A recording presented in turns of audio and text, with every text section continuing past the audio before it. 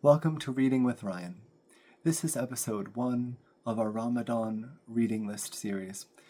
I wanted to begin this series with the study Quran, which is special to me for several reasons. This was published by HarperCollins in 2015. The general editor, Syed Hussein Nasr, is well known as the Professor Emeritus of Islamic Studies at George Washington University. He is the founding director and president of the Imperial Iranian Academy of Philosophy, which is now the Iranian Institute of Philosophy in Tehran. And he is, among other things, one of the most globally prominent scholars of Islam and Muslim scholars. So he is a Muslim, a practicing Muslim, and he is also one of the foremost representatives of the perennialist school, or the traditionalist school of philosophy. So this text was overseen. The project was a teamwork collaboration with 3 general editors, Dagli, Maria Masi Dakake, and Joseph Lumbard. And S.H. Nasr, of course, was the head editor, the editor-in-chief, and Muhammad Rustom was the assistant editor. So this project began in the 2010s as a collaborative effort to address what all of the authors saw as a major lacuna, a major gap in Islamic studies, which was an authoritative scholarly translation of the Quran with academically peer-reviewed tafsir, or commentary, based on the classical tafsir, or commentary, exegetical tradition of Quranic studies. So this text is really an incredible and invaluable one for a multitude of reasons. On a personal level, this copy is very dear to me because it was given to me by one of my best friends who is actually a non-Muslim, who has a lifelong academic and scholarly interest in religion. And then this is the text which we've been using for the last 7 years now in a Quranic study at a local mosque. It's brought together some community members that have persisted through the pandemic and beyond in regular, usually Friday night studies of the text. And it's invaluable for a number of reasons.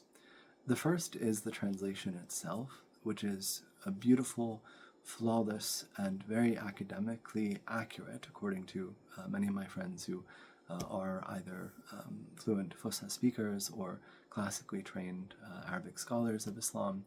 The second reason is that the tafsir themselves are an amalgamation of the leading classical authorities, both Sunni and Shia perspectives are represented.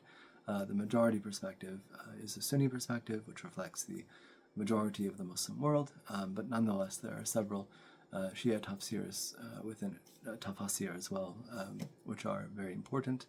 And so the commentary is really quite exhaustive, and I mean that in a positive sense, which is to say that if you, whether you're a non-Muslim scholar of religion or scholar of Islam, or a practicing Muslim, had an interest in delving into the further meanings behind a particular ayah, a particular verse in the Quran, you have within this text an incredibly detailed summary of the entire recorded exegetical history of that particular text.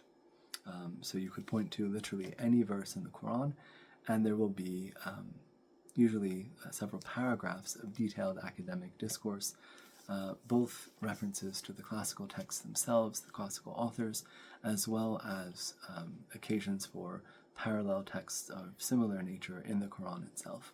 So you can do verse-by-verse comparisons of Arabic philology, the Arabic language itself, the study of the words and their use throughout the Quran, and other areas. So as an academic text, it is simply invaluable. The text itself, in terms of the translation of the Quran, is the most beautiful that I have ever encountered in the English language. As someone that has a deep devotion to the timeless beauty of the King James, or authorized 1611 version of the Bible, the study Quran text is, in my view, the closest text which has a similar ring to it in terms of the beauty of the language, both in the clarity of the English prose and in the majesty with which the text is rendered, both faithful to the power of the Arabic original and yet communicating that power uniquely and beautifully in a way that is accessible to any English reader. The second aspect of the book, which I find compellingly beautiful, is the general introduction by Dr. Nasr himself. And this introduction is well worth your time to read, whether you are, again, an academic specialist in religion who's getting more into Islamic studies, or an undergraduate or graduate student who has a course on Islam, or someone who is not academically studying Islam, but perhaps practices Islam and identifies as a Muslim in some form, and wants to get kind of a deep dive summary into the history, the meaning, and the multi-levels of interpretation of the Quran as a sacred text. So this general introduction is one which I've actually taken and given, as a PDF form, as gifts to non-Muslim inquirers and friends, as well as numerous Muslim friends who wanted to engage with a kind of masterclass summary in written form of the text. The third aspect of this book, which I believe makes it invaluable for both any serious students or scholars of Islam and devout practicing Muslims, is an anthology of essays at the back of the book, which cover virtually almost every aspect of the Quran as a sacred document in human history. So to give you just some examples of the depth and beauty of some of these essays, I will return in particular to one that for me has been a source of great reflection, beauty, and I must also say spiritual insight. And that is the essay, The Quran and Sufism, by Professor William C. Chittick, who is a wonderful scholar that I've been immensely fortunate to learn from over the years. I'll just give a brief set of snippets from the text so you can get a sense of what some of these essays have to offer. The Quran and Sufism by William Chittick. The Arabic word Sufi, from which English Sufism is derived, was first used to designate a certain type of religiosity in the 2nd, 8th century, meaning the 2nd century of Islam, the 8th century AD or CE. The original meaning of the word seems to have been someone who wears wool, though other derivations have also been proposed. Once the word came into use, Muslim scholars never reached any consensus as to what exactly it implied. Down into the 7th, 13th century, it was generally used to characterize certain saintly figures and their teachings, and from then on it was also applied to various orders, literally paths, turuk, singular tariqa, within which teachers guided students on the quest for God. Many scores of such orders still flourish in the Islamic world, each of them tracing its lineage back to one or more founding saints, and eventually to the Prophet. For centuries, the orders played a dominant role in the religious life of the Muslim community, but more recently, the politicized forms of Islam, known as fundamentalism, have to a notable degree obscured their presence, at least to the media. Modern-day scholars commonly take the word Sufism as a synonym for mysticism, spirituality, or esotericism, all of which suggest something of what the word has connoted. For the purposes of this essay, Sufism can best be understood in relation to the structure of the Islamic tradition. The twin foundations of Islam, the Quran and the Sunnah, or the want or tradition of the Prophet, provide guidance on 3 levels: activity, understanding, and transformation, or practice, thought, and spirituality. As Muslims drew out the implications of God's guidance on the level of practice and activity, they gradually brought into being the realm of jurisprudence, fiqh, and the schools of the revealed law, the madhahib of the Sharia.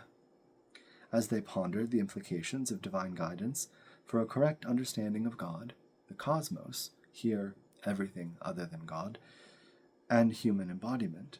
They gave rise to schools of thought like Kalam, theology, and philosophy. At the same time, many Muslims, often the same figures involved in the first two realms of legal schools of Sharia and of Kalam, theology, held that the goal of both right activity and correct understanding was the transformation of the soul. That is, achieving inner conformity with al-haq, the real, the supreme truth and absolute reality that is God himself. It is these Muslims who were often called Sufis by their contemporaries or by later generations. Other essays in this text include works by Dr. Joseph Lumbard, The Quran in Translation, an essay on death, dying, and the afterlife by Dr. Sheikh Hamza Yusuf, and many others. Each one of these essays is beautiful in its own right and well worth your time, again, whether you are an amateur Muslim student looking to grow in your faith and journeying towards greater understanding of the depths of the Islamic intellectual traditions, or you're a non-Muslim or Muslim academic scholar of Islam. So this text is one that I find myself returning to again and again, both on a personal and practical devotional level for reading the text itself, the Quranic text, in translation into English, and then of course on an intellectual level for personal spiritual nourishment. The essays themselves are wonderful resources for further study, further growth, and indeed further conversation in like-minded groups. So I hope you've enjoyed this inaugural episode of our Ramadan series. Please subscribe if you'd like to receive notifications of our future video posts. Thanks so much.